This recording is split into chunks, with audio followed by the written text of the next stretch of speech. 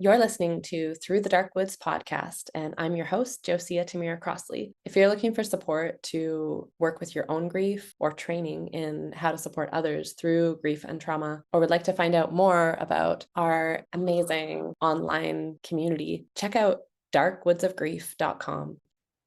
Okay, so I am here today with my dear friend, Rachel Augusta.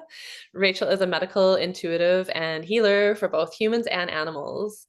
She spent more than 5,000 hours in private sessions helping both humans and their beloved animal companions who are sick from diseases, old age, injuries, or suffering from trauma.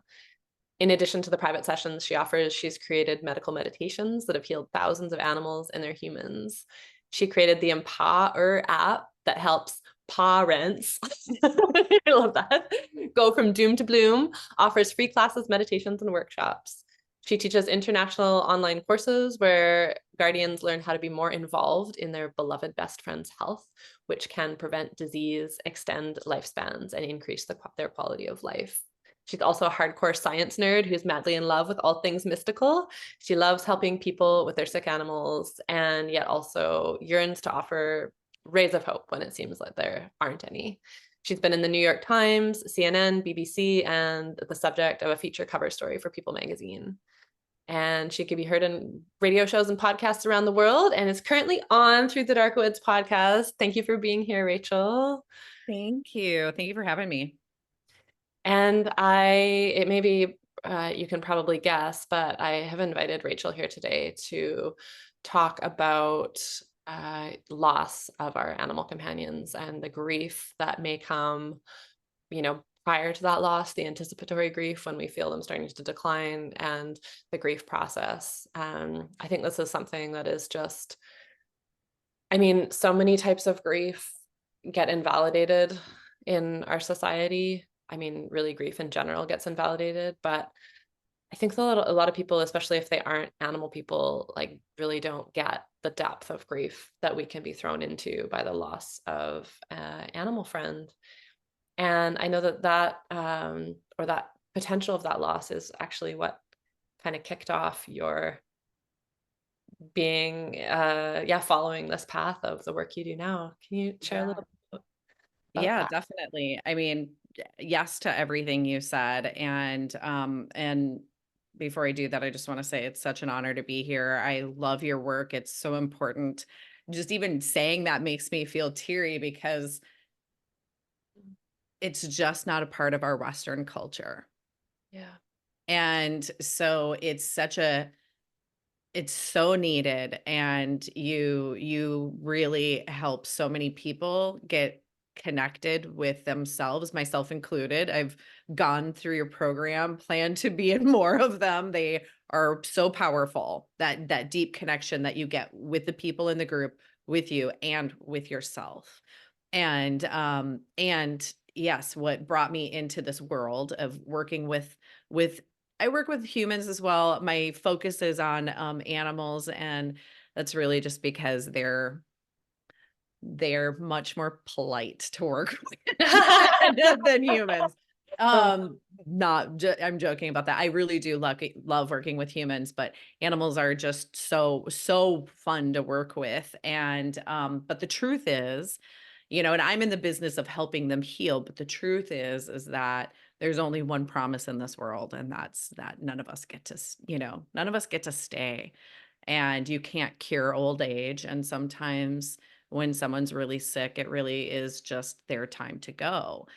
And um, for me, what got me into this was my beloved soul companion, Holly, who was a cat of mine. And um, she passed away in 2015. Um, and I've never experienced a grief like that before in my life. I hadn't at that time, and I still haven't. And my dad died a few years ago, and the grief around my dad's death was devastating. I mean, it was horrible. Um, I loved my dad. He was, one of those like ride or die papas who was just always there. and really very special to me.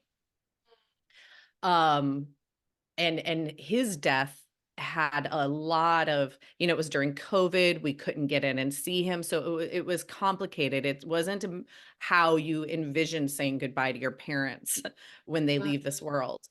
yeah. But Holly's death Mm, was it was more devastating for me. And I think that's because people don't really understand, unless they've had this relationship with a companion animal, that you're not just losing a cat, you're not just losing a dog, you're losing a best friend yeah. who has been with you through some of the most difficult times of your life and who knows all of your secrets. They are the keeper of all of your secrets. And they are probably the only person, and yes, they are people, the Yeah. only person or the only friend, if someone is listening and has a hard time, understanding that a cat or dog is a person or a horse or a guinea pig or whoever they are, Yeah. I'm this with friend, you. Mhm. they are probably the only friend who has ever given you their undivided attention. Mhm. Mhm. The only person or friend you've known who hasn't put their cell phone out on the table while you were talking, Mhm. who wasn't mindlessly scrolling Mhm. while you were trying to tell them something. Yeah, the quality of presence that animals bring is just so powerful. It I is so powerful. yeah. And so when they pass and when they die, you're losing more than just a 10-pound cat. You're losing your confidant, Mm, you're losing a best friend, you're losing for some people your emotional support. yeah. And when they die and when they're grieving, when you're sad, they're the people you go to. They're the friend you go to, Mhm. and they're not there. Mhm. And that's just one layer of that grief, and you're a grief expert. There's so many layers of grief. There's anticipatory grief, there's caregivers grief. There's, and caregivers grief, if you are with an animal and they've been sick for a while, then you're going to have the anticipatory grief knowing that they're going to die. But then the caregivers grief of being with them all the time, sleeping with one eye open for weeks, maybe months, and afraid to leave the house, having a schedule that ties you to certain times of the day. And that caregiver's grief, I know for myself, and I've seen it with my clients, and I'm sure you have really probably helped mentored people through it. It's the kind of grief I think can make people feel like they're going crazy, because you will be, let's say, out with a friend and all of a sudden you go, oh my gosh, it's 3 o'clock. I need to go home and give medicine to my Right. dog. Yeah. And then all of a sudden you're like, oh, wait, they're no longer here. Yeah. And Mm. so then you have this jarring realization over and over again. Oh my gosh, they're not here. I have somebody to take care of. Oh, wait, no, I don't. Mhm. And the Mhm. exhaustion that comes with caregivers grief, Mhm. Mhm. not sleeping for days or weeks, being very afraid to live your life because, not going on vacations, not taking time off, not wanting to leave the house because you're afraid that in that moment they could pass, and that would be very devastating.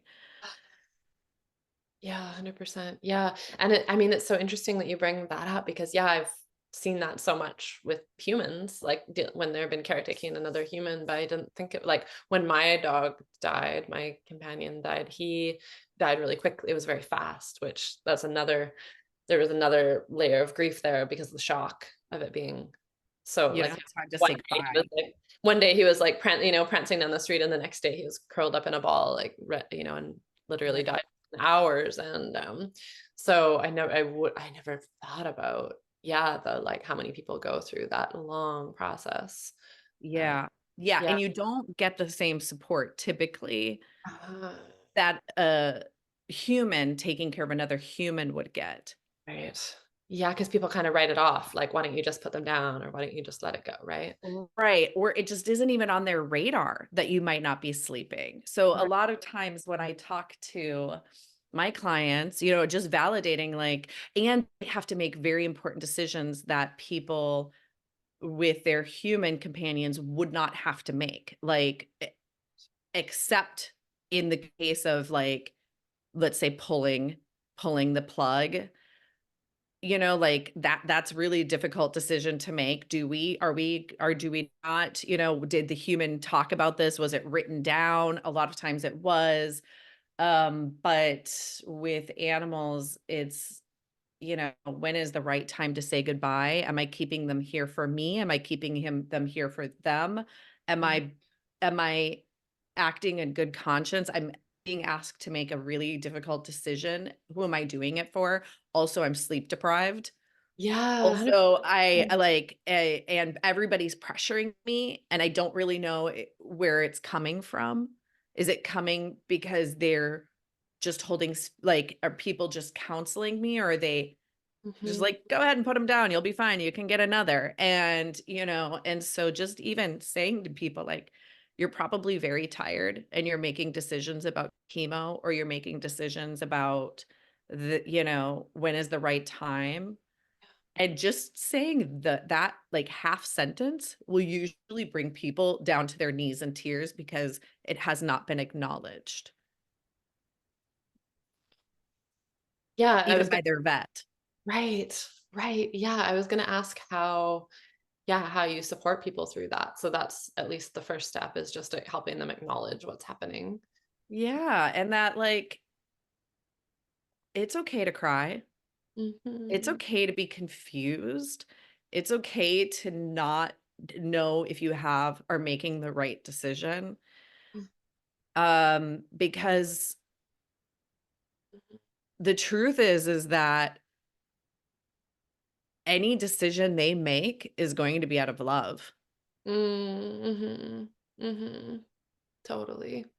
So there Yeah. is no making a wrong decision when you are making a decision out of the biggest love you can muster for Yeah, someone else. for sure. I mean, yeah, I agree with you, but I think, I mean,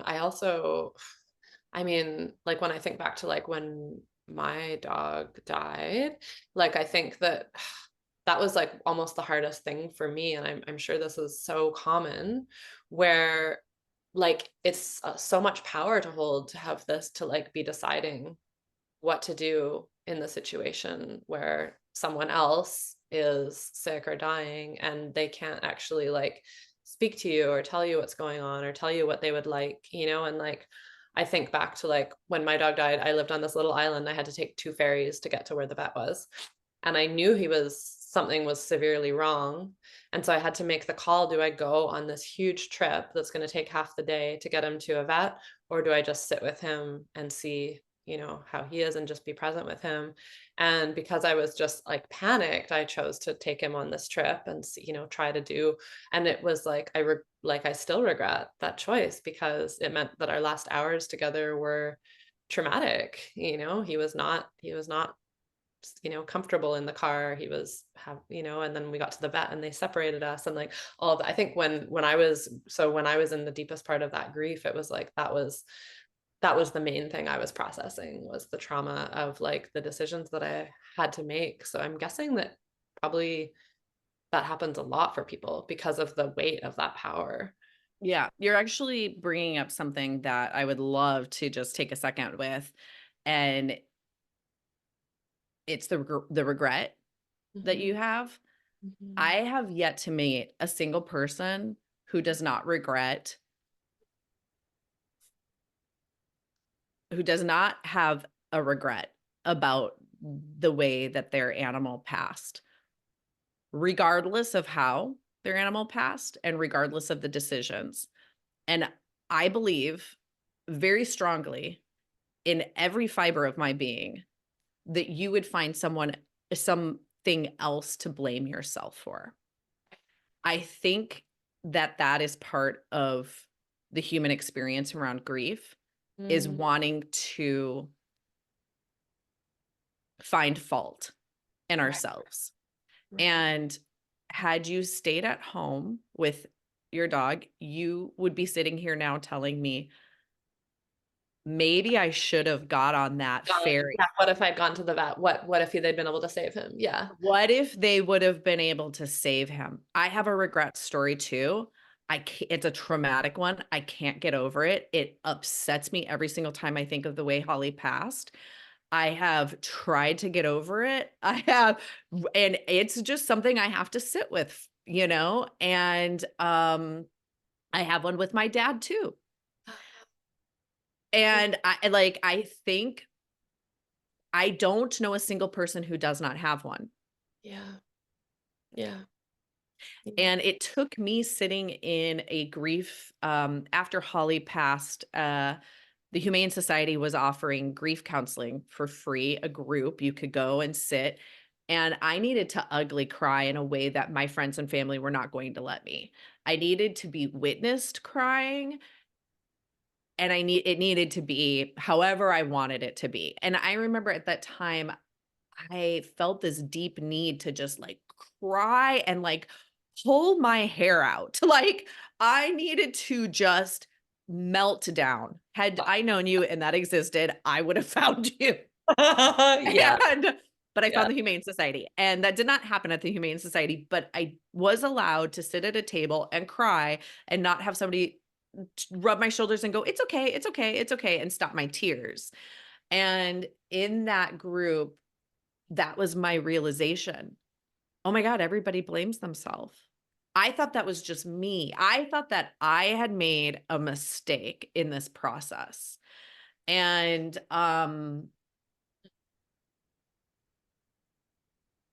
it sucks. Yeah.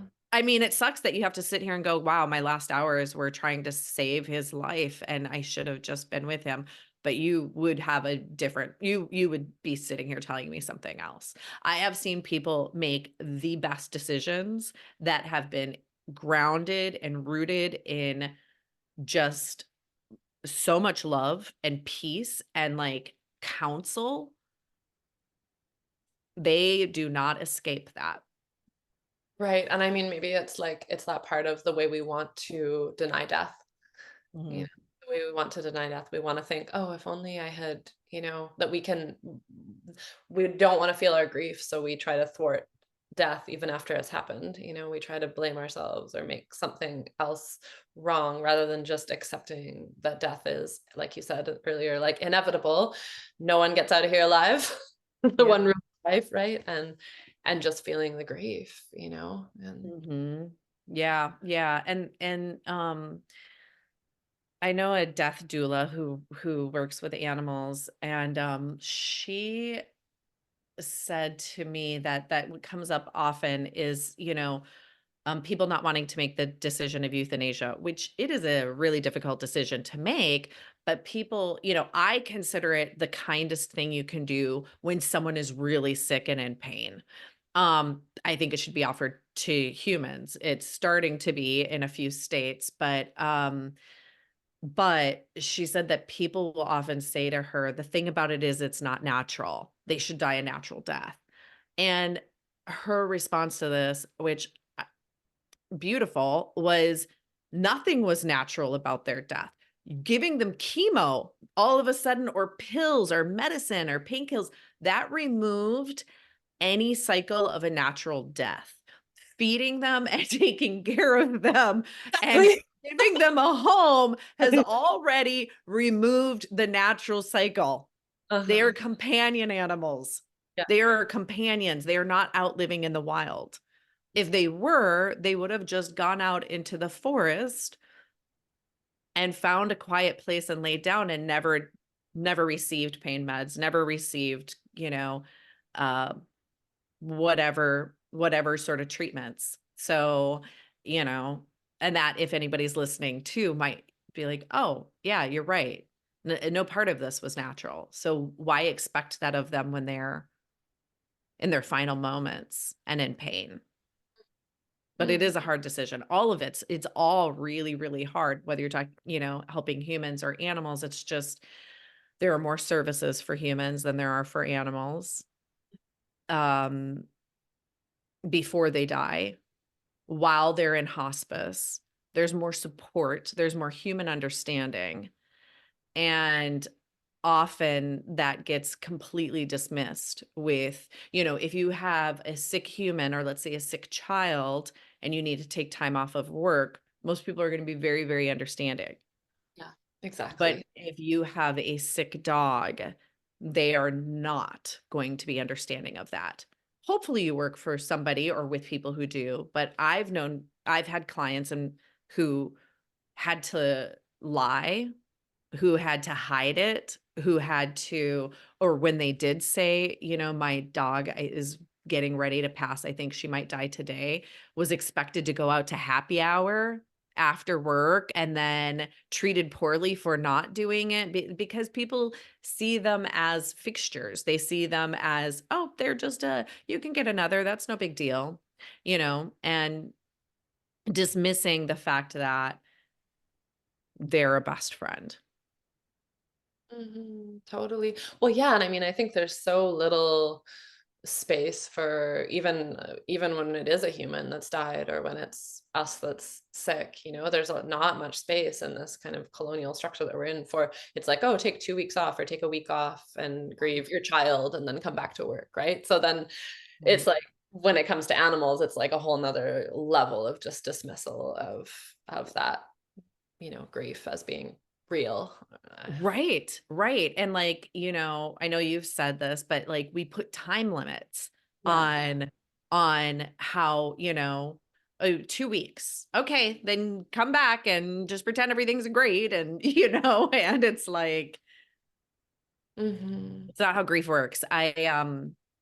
I met somebody years ago who lost her daughter, and she said that for her, grief is like a deep hole that sometimes she remembers to walk around and sometimes she still falls in.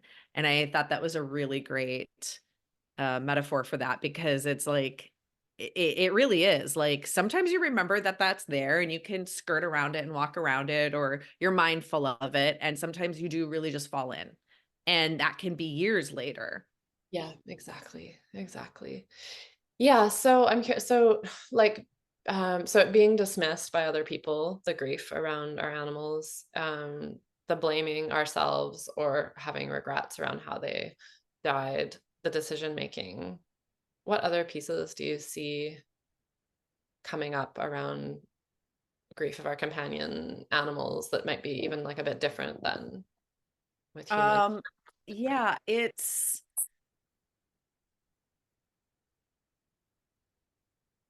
I feel like, well, recently I was at an end of life ceremony for a woman who was losing her companion, and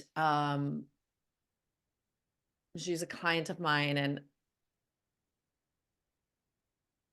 I don't, I want to say this eloquently or beautifully, and I don't know that I'm going to, so I'm just going to say it, but often our animal companions, they're markers in our time. And I know that we could say, well, humans are too, but like sh she had gone sober and stopped drinking and told herself, "If I, um, can be sober for a month, I'm going to bring an animal into my life."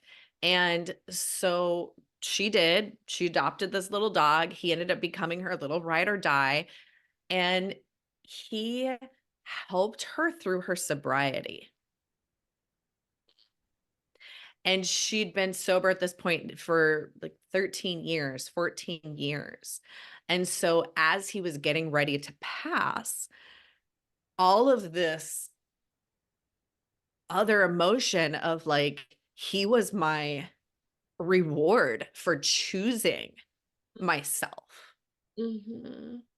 Mhm. And so he was with her through this very transformative um time. And I'm thinking about people who adopted during COVID. Yeah. You know, you adopt when you're lonely. Yeah. You're not having human interaction. So you're going out and you're bringing this friend into your life, and they are, they symbolize this period that's huge or profound, or, like for me with Holly, um, I used to live in Hollywood and I was a vaudeville performer, circus sideshow performer. Oh, And then wow. yeah, most people don't know that. People who know me now don't know that. Um, Okay. but she knew that. So when Mm, I moved to Minnesota, then my life completely changed. I went from, jazz life mm. flapper to like, oh, I'm a birder now and I hang out at the lake. And Oh my she god. knew both sides of me. And when she died, I was like, wow, she like this piece of Hollywood, like this piece that she knew both.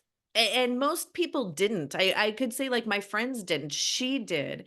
And when she left, she took this huge piece of my life with her. And I'm thinking of my client who, through her sobriety, and or you think about war veterans Ah, yeah. who have emotional support animals, Yeah. Yeah. and these animals saved their lives. Or, other support animals. Yeah, so service animals, so whether somebody is a veteran or for whatever reason they would need a service animal, they have a different relationship with them. I have a client and friend who she survived a brain tumor, but she had a service animal who was trained to help her know how to navigate the world with the brain tumor, how to navigate the world after the brain tumor, and when you feel vulnerable physically and you have an animal that's with you, that's like, I got you. I Yeah. got you. I'm going to know if something's wrong. Yeah. And like that level of peace that comes with that, if they can smell if your blood sugar's off, or they know if you're going to have a seizure, the bonds that are formed in those relationships. And then when that animal passes, like, you're not just losing a friend, a best friend, a confidant, a companion. You're losing somebody who literally kept you alive for years. Yeah, like a caregiver. Yeah. You're losing a caregiver. Yeah. And yeah, and it's, there are service animals that can detect emotional imbalances, like before somebody has something happen, Yep. and they Yeah. can move into their space to help calm them or help bring them into that I've regulated nervous system. yeah, I've seen It's that. Mhm. yeah, it's Mhm. you think of seniors, older people living in assisted living or on their own who maybe don't have children, or their children are far away, like that's their constant companion. Yeah, it's such a deep bond, right? It's such a deep bond. I'm just like really realizing, even though I've had animals always, like I'm just realizing as we're talking, it's such a deep bond. Like it's like almost like a primary relationship. Yeah. Yeah, it really is. It really, really is. And that's why it's so isolating when people come in and they think they're doing good, right? Nobody says horrible things to you after your companion animals died for the most part because they're jerks. They Yeah. think they're helping. Right. And so when they say, you can get another, it's dismissing the relationship. It's not that people who live with animal companions who've lost one, who are grieving, are just like, love, like turning them out like, yeah, cool. I can go to a gumball machine and just get another. Like Yeah. that's There's not so like dropping a piece of pizza and going and grabbing another one. yeah, It exactly. is the bond, it's the relationship and that you have with that individual that has been formed over years, you Yeah. know, and then too, it's like people, the beautiful souls out there that purposely adopt seniors and Mhm. try and give them the best life they can before they die. Like that's a beautiful grief as well, because it's like, oh, I got to help this person feel loved in their last moments of their life. And in that, I got to see them bloom. Mhm, And the mm, gratefulness wrapped in grief of like, I got to experience these last moments of beauty with you, knowing that you felt loved. yeah. Yeah. So, so precious, right? Yeah. So And that's something that typically I would say, I don't know that that's really a typical thing for humans to adopt other humans just as they're passing. But honestly, why don't we? Like we should be, being like, do you have anybody yeah. who's with you so that you don't have to be alone? Yeah, yeah. Well, and I guess in a way that's the work that death doulas are doing. Yeah. Yeah. Yeah. Stepping Yeah, into it really is. Yeah. a companion through across the threshold. And yeah, such a gift, and I mean, I think like, but I do think I could come back to when you say that, I come back to what you were saying in the earlier part of the call of like working with animals tend to be more polite. I do think that there's something to that, like I always tell people, like clients who are like struggling with human connection, I always say, well, the Buddha was known to have said, if you're having trouble with relationships, start with plants or animals. It's easier, right? They're just easier. They are generally, they tend to be so much easier, and they're just in this like, I mean, I don't know, maybe not all animals, but I feel like, and like the tendency is for them to just be in this state of like such presence, and such gratitude, and such a place of just, like they're connected to something that I think we can lose track of in our human world, and that's probably why we're so drawn to them, right? Because they kind of, Yeah. yeah, Yeah, yeah, yeah, and, and I love working with them too because I say this jokingly and totally not jokingly at all, like being serious, but joking. yeah. They make me feel like a miracle worker because in a way that humans don't. Um, Right. because they heal more quickly than we do. And I see animals go into remission with cancer within a few sessions, really, really, really quick in a way that, I mean, if we're talking about cancer, like cancer's changed a lot, medicine has changed a lot. Immunotherapy is really shifting the world for cancer patients in a really great way. And it's not necessarily a death sentence anymore like it used to be.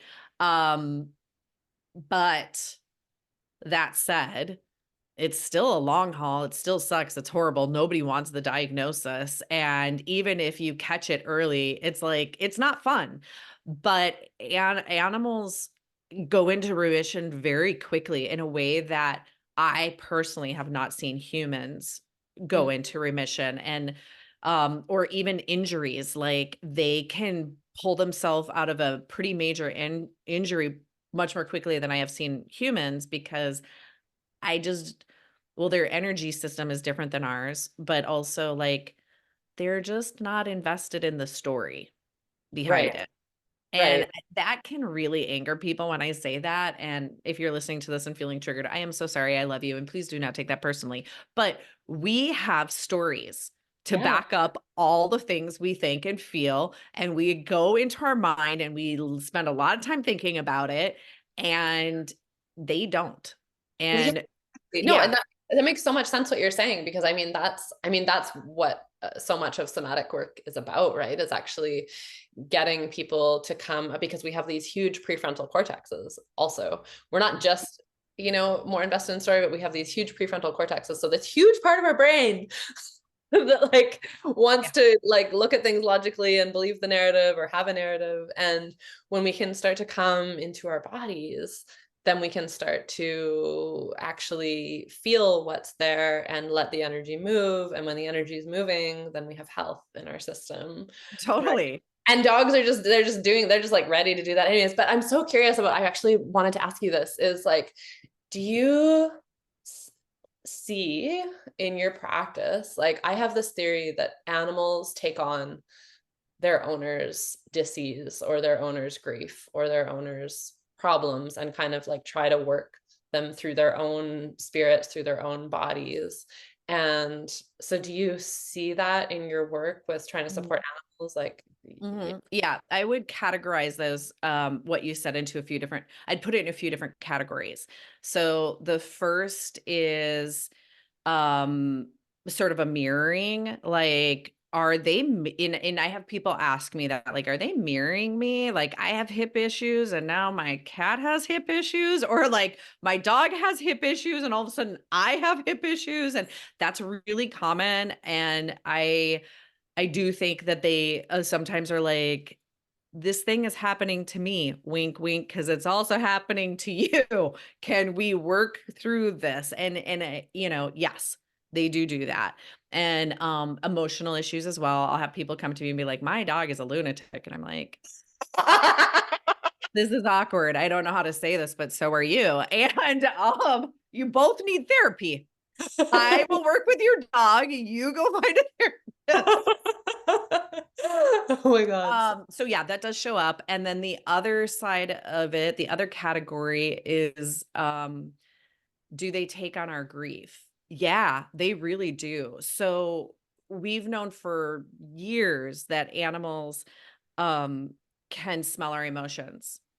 Of course they can. They can smell cancer on us. They can smell if we're having a diabetic like fluctuation in sugars in our bodies. Like they can smell a lot on us. And yeah, we known that for a really long time. But what we is newer, but at this point, not even that new, probably close to a decade being old, is the Department of Biology in Italy.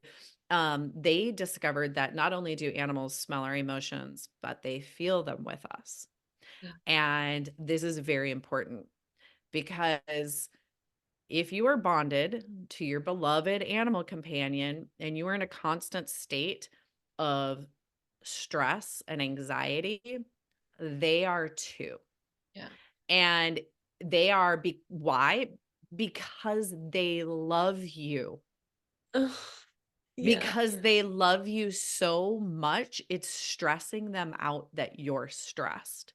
And if you are in a constant state of depression or grief, they are too. They're feeling all of it with you because they love you so much. And you can't hide it from them. There are no secrets. You can't be like everything, like with a human, like we jump on this call. If you're like, how are you? I can be like, I'm great. How are you? And you could totally believe everything I said. And if you come into the house and you're like, hi, Fido, how are you? And I'm good. They're going to be like, bullshit. Yeah. You're stressed and I can feel it. I can smell it. There's no hiding it. And I love you so much. It's really stressing me out. And, you think about, I've been in a room with somebody, I've lived with people who've dealt with anxiety. It does wear on you. And Yeah. this is even as a human where I can't necessarily am aware that I can smell your stress in a way that a dog could. Yeah. But Because like it's stressful being around somebody who's high anxiety. It's going to wear on us, but yeah, they're because we're even more, co-regulating is right. right? Yeah. They're Yeah. even more. And then it doesn't just end there. And I feel compelled to share this, but the study, it's like not only do they feel our emotions with us, but it stresses them out so much when we are stressed and depressed for extended periods of time that it actually causes cancer in them. It raises their cortisol levels. It makes them really sick. So it's really common for people to come to me and be like, my husband and I are going through a horrible divorce, or my wife and I are going through a horrible divorce. And our dog is dying and they're a puppy. Oh. And this doesn't make sense. Do you have any answers? And it's like it's extreme stress. Or I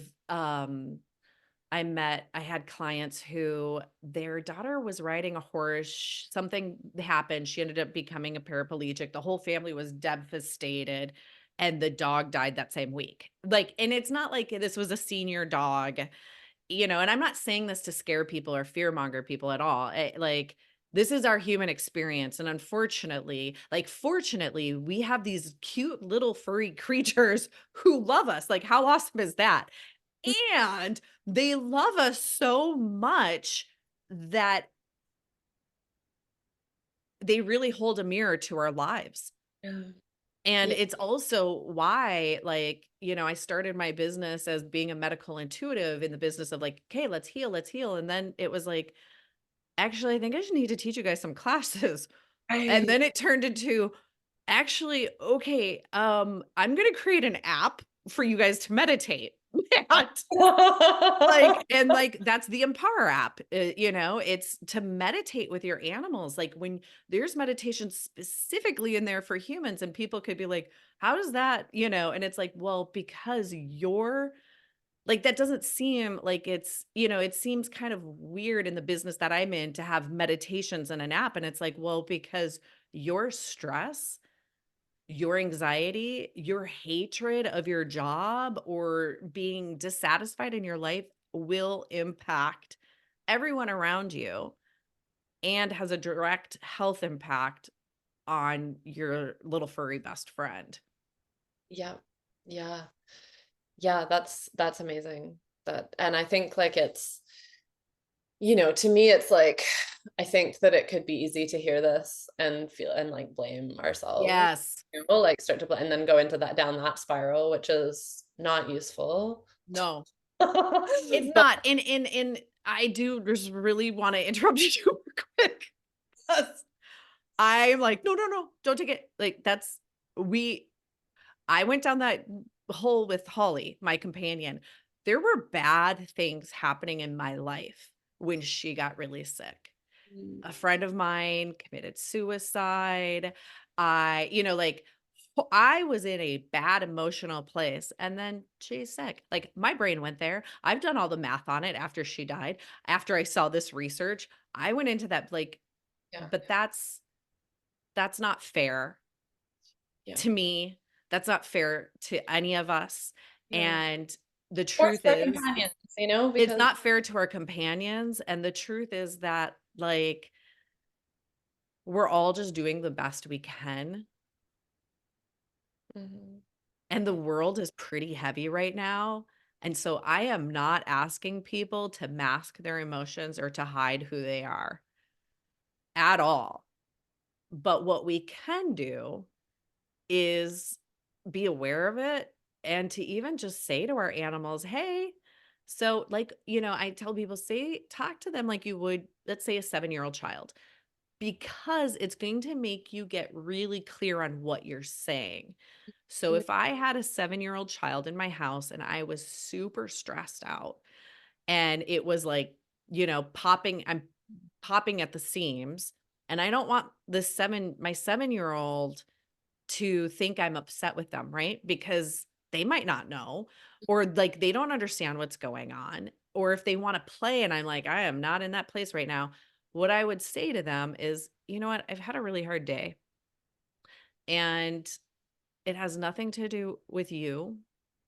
mhm, I'm just trying to regulate my nervous system. But what's really helpful to me is hearing you laugh and play. Like, mhm, seeing you happy actually really helps me. mm, So don't take on my emotions. If I'm crying, or if I was crying, I'm really sad. I lost grandpa, I lost my dad.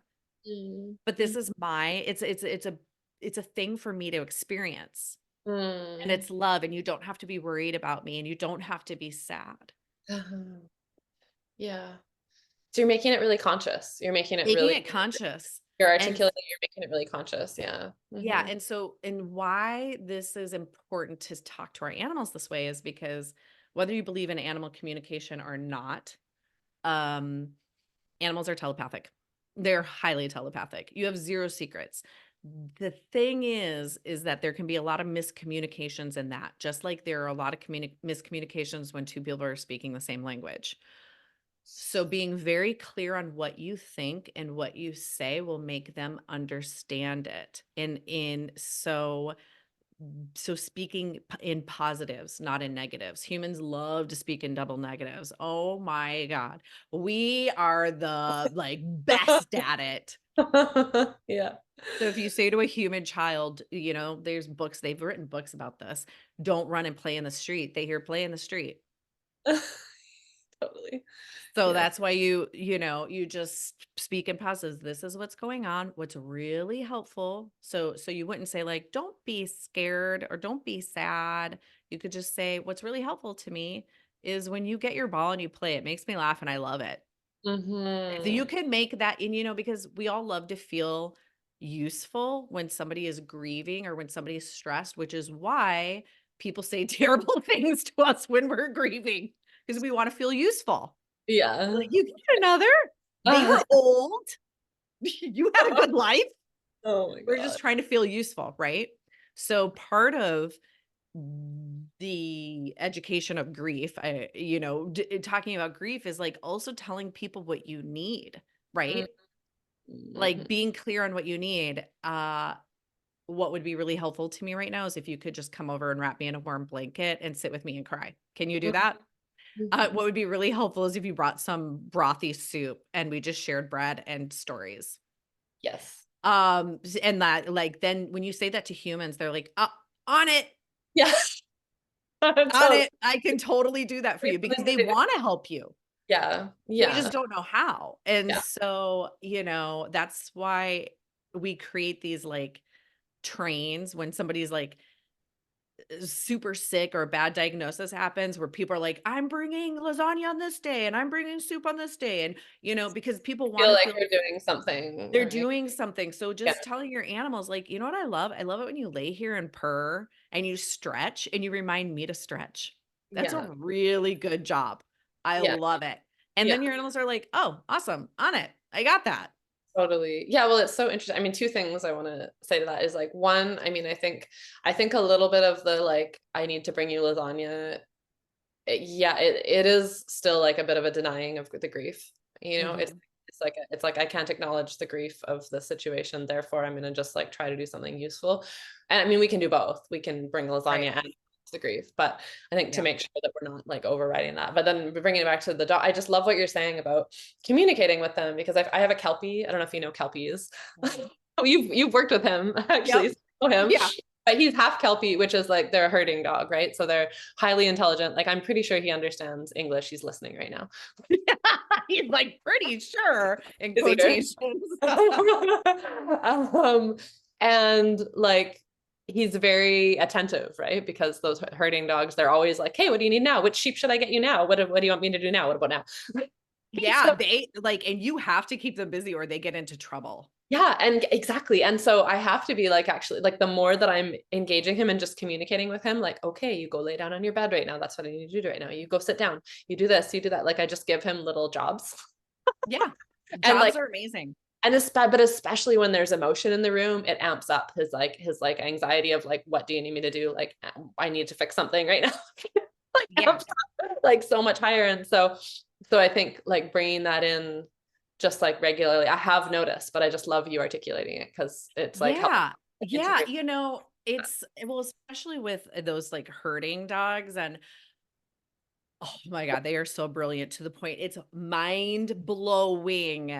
But like I have had some as clients where I told this woman, I'm like, I swear, if you told your dog to have a glass of wine waiting for you at home when you get back from work, your dog would. And she's like, she totally would. Like, they are on it. They want to be helpful. It is in them. They want to, we could say, put them to work. They want to be helpful. Yeah, They live and thrive in that space. And if they aren't, they get into to trouble. exactly. And And so, anxious. yeah, they get anxious. It freaks them out. And so, it'd be kind of like having a helicopter mom where you're like, "This is how you can help." can Yes. you call these people? And they're like, on it, Totally.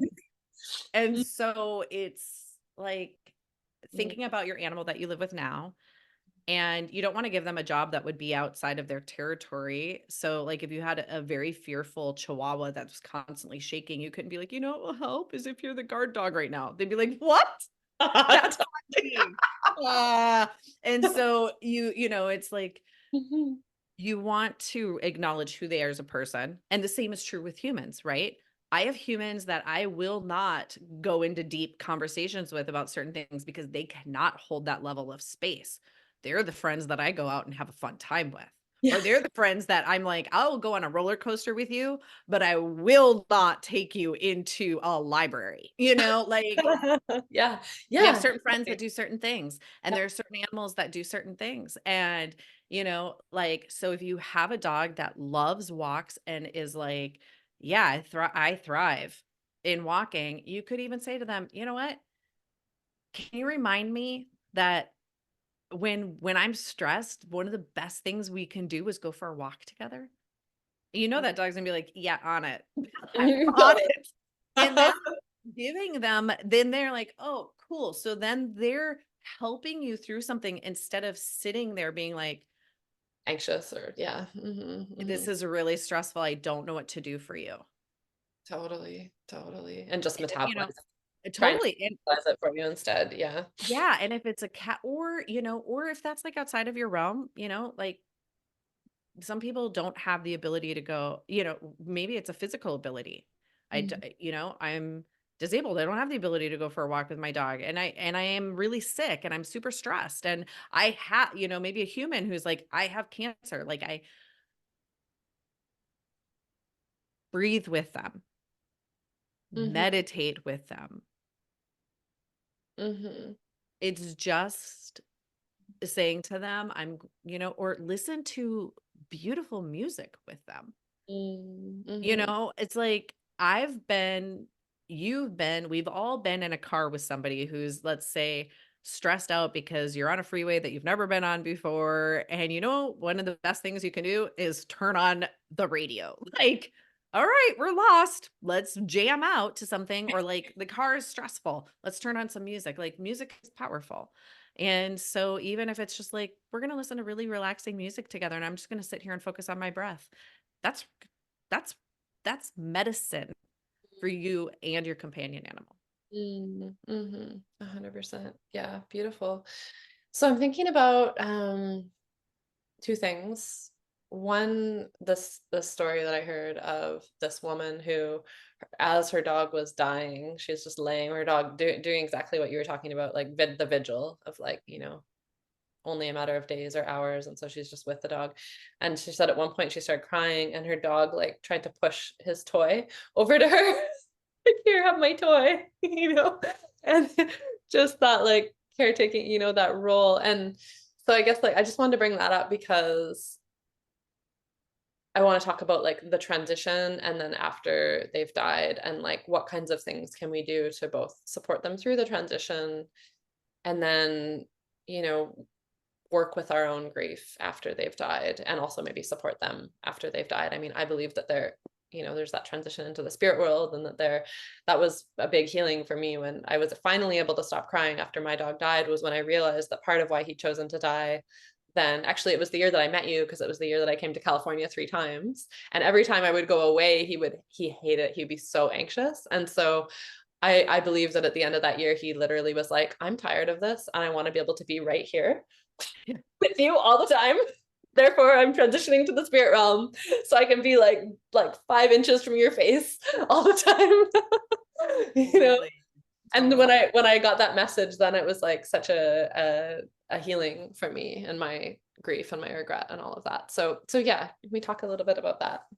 Yeah, yeah.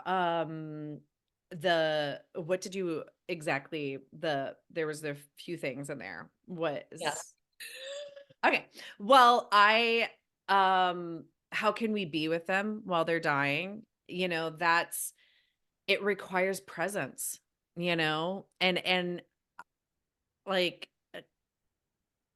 this is true whether you're working with a human who's passing or an animal companion, ask the people you know and love and trust to hold you. Mm. Ask them to hold you. Ask them, "Can you come over and clean my house?" Like, I can you come just do a lot some of laundry, because a lot of times incontinence is a thing. There's pee pads. Things just need to be washed and cleaned, and it's really hard to do that and you're tired or, I even suggest my clients just saying a lot of times they're afraid to sleep. They're literally afraid to go to sleep. "Can you come over and sit with my dog while I take a nap and sleep?" Yeah. If you have friends who can do that, reach out to them because they will feel privileged and honored to help you. Um, but being present and like being present with your animal as they're passing, like letting them know it's okay. So many, like our animals don't want to leave us when we're freaking out. Because they love us so much, so they will hold on until they just can't anymore. And, just saying, "It's okay that you need to go." Like, "I'm gonna be okay. I'm gonna miss you." This is making me teary. "I'm gonna miss you, but it's okay that it's making me teary. I'm gonna miss you, but it's okay to go.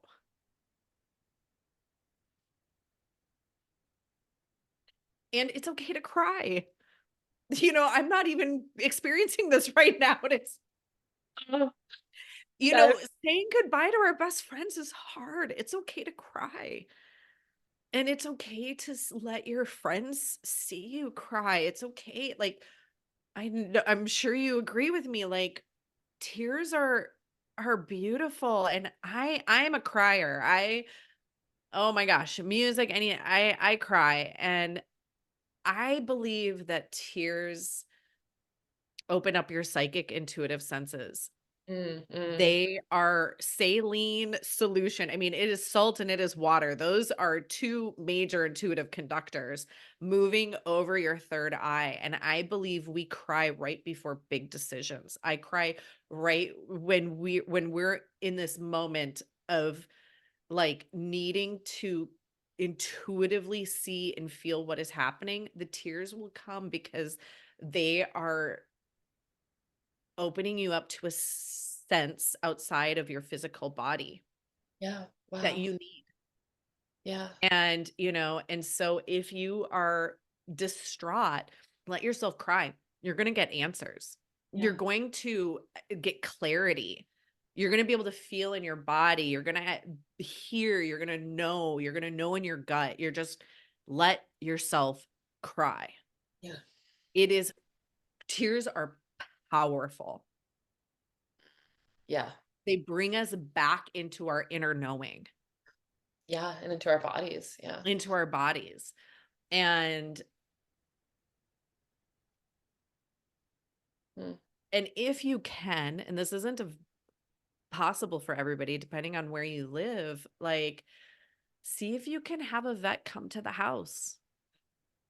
Mhm. Instead of having because a lot of times your animals are big, or if they're a cat, going into a vet clinic is stressful.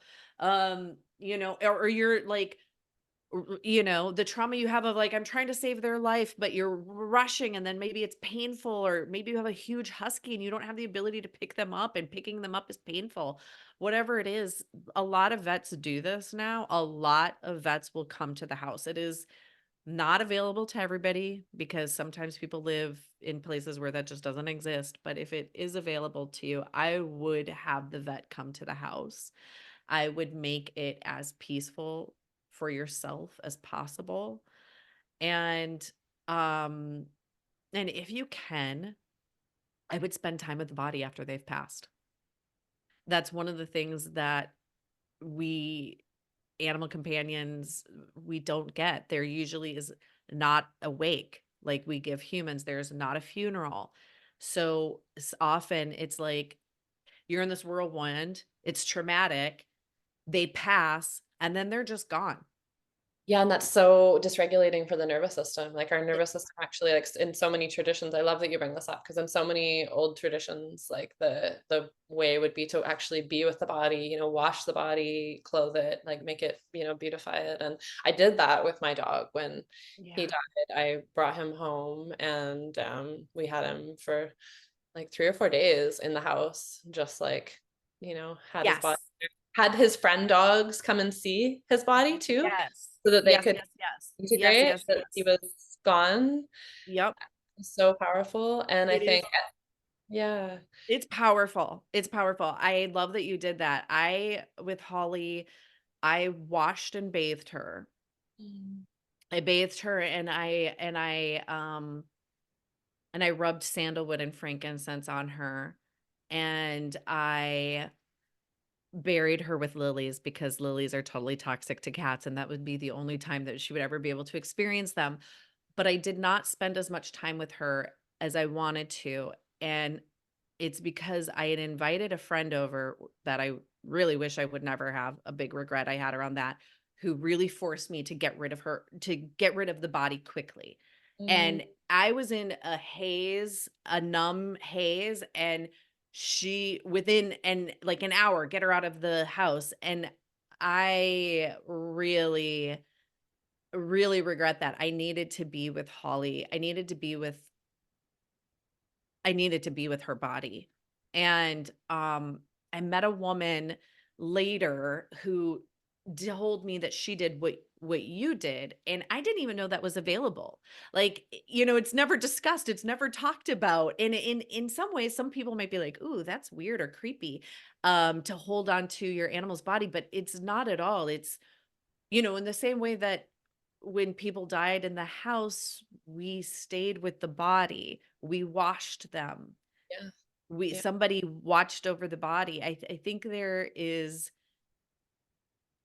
a deep sacred ceremony in that has been lost. And this woman told me that basically she would light candles, put flowers around them, and just play drumming for 3 days. And people could come, uh animals that who knew this animal could come, pay respect, and it gives you time.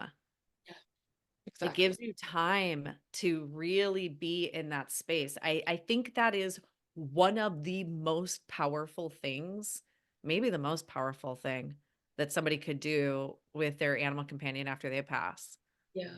No, I agree fully. And I mean, I think that what some of these traditions say as well is that the spirit is actually lingering around the body still for 4 days. And so that we're actually communing with the spirit still for those 4 days. And what an honoring to, imagine being on the other side and kind of witnessing your body being tended to by those who you loved and who loved you. Like what a incredible honoring. Yeah, yeah, it really is. And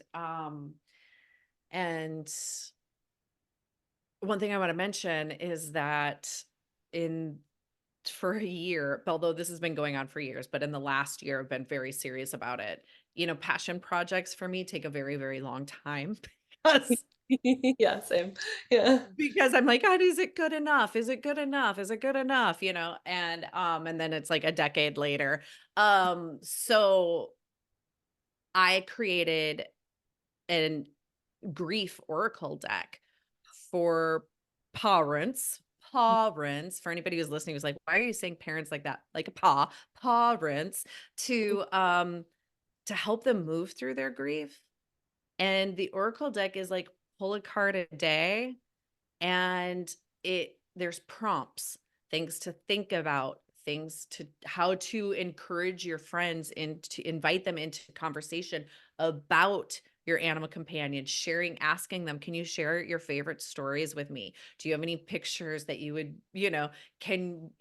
whatever it is, to talk with your friends and your family, invitations to go out into the forest and breathe with the trees, communications from spirit. It's just like an oracle deck, but it's specifically for people who are grieving over the loss of an animal companion. And then there's a journal in it where they can journal out some of their favorite memories, things that they do not want to forget about their life experience with this friend of theirs. And it's like weeks away from being released, but Oh my that God, is going to so be, and beautiful. I'm super excited. There's absolutely nothing like that exists right now. And that came out of basically everything I wanted Mm, when Holly died. mm, yeah. Things I wanted, I wish I would have thought about, things I would have wrote down, or I did write down, but it wasn't, in one place, it's just in journal entries or whatever. But that's going to be available as well for people because a lot of times we don't necessarily know, like, Uh, we might not ask ourselves the questions that need to be asked to help us get clear on what we're actually feeling. yeah, You're 100%. really good at asking questions. Like, you're a really good question asker, and it requires a lot of work and training to get to that place, you Mhm. know? Like, what's behind this feeling, or where, what exactly are you thinking about? Like, that just requires being in this work, you know? Being in the experience, being in having experience. Yeah, having experience, and a lot of times when people are grieving, they don't know how to work through their grief. You have courses built on this Yes. because we don't know how. Yeah. So I love that you've created this, and so how can people, when it comes out, how can people find that?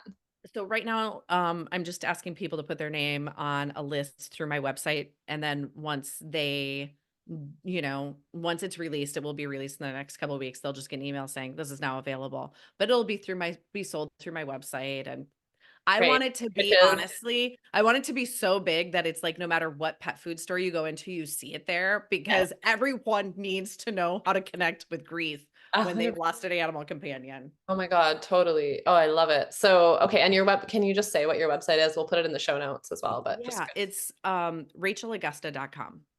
RACHEL. ElAugusta. Yeah, it's like the month of August with an A on the end. Okay, great. Yeah. Awesome. Yeah, and it'll be in the show notes as well. So people are looking for those cards, you can find them there.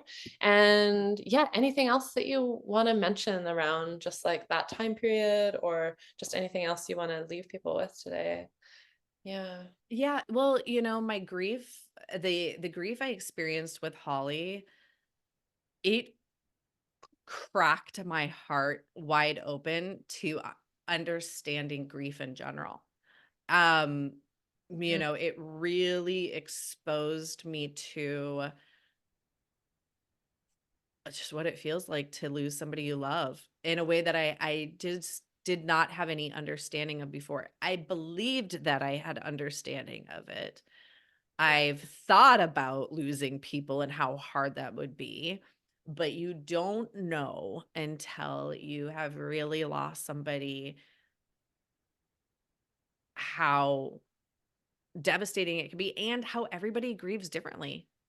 And I find myself still, even sometimes when somebody dies, if they're laughing and happy within minutes, I'm like, "What?" Mm, And, like, I find myself having judgment sometimes. I'm like, "Oh, nope, this is not yours to judge," you know? yeah, that could be the way of processing grief, is through laughter, right? Yeah. Yeah, exactly, and just, like, it's a learning experience, and that's why, if you find yourself judging somebody for grieving too long, too hard about something that you didn't think, it's not yours. Like, your only job is to just witness. Yeah. 100%. Yeah. And notice what's coming up in you. Right. Yeah. Yeah, Notice see, that's why really you're the expert on this, and I'm just and why no, I'm taking classes with you. But it's yeah, witness what's coming up. yeah. Yeah, witness what's coming up, I think, because so often when we're judging other people's experience, it's because we're denying our own, we're denying our own connection to our own emotional body, to our own grief. And yeah, Yeah, it's and I think I've heard people say this, and I'm sure you have too, where people are like, "God, I don't know why I feel this way." Like, and it's like because of massive amounts of love. yes, exactly. Exactly. You feel this way because you experienced a lot of love. And grief is all of the emotions put into one. So it feels like a roller coaster. And it in a lot of ways it can be, where you can be super happy and walking through a grocery store and all of a sudden a song comes on and it's like, oops, I just fell in the hole. And, and instead of making yourself wrong or feel bad about it, it's like, wow, God, I really loved that person. Yeah, exactly. Yeah. Yeah. Yeah. Thank you so much for bringing all your incredible knowledge and wisdom to share with our listeners today. I just am so grateful for this conversation. And yeah, Thank you. Me too. Like I said before, I am so grateful for you as a person in this world. You just you are always in alignment. You live what you speak, and that is such a rare mm, thing. And bring you're bringing you're bringing so much love into this space that it feels really safe and comfortable to sit here and cry with you on a podcast, and I haven't even lost anybody. So, thank you for being that person and letting me cry with you. Yeah. oh, well, and thank you for your huge heart, like, because that's what I feel when you're crying with me and you're talking about these things that you have been through and that people are going through, and you feel it so deeply.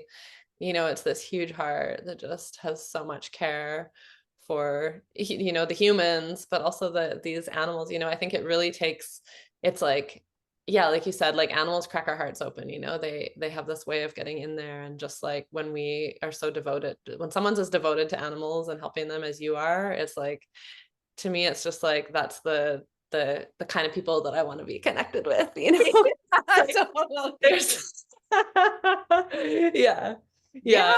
Yeah. Mhm. Yeah. It's same, it's like when we meet people that are like, ooh, I don't like animals. I'm like, what happened to you in your Totally. life? Uh, You need therapy. Yeah. So, yeah. Yeah.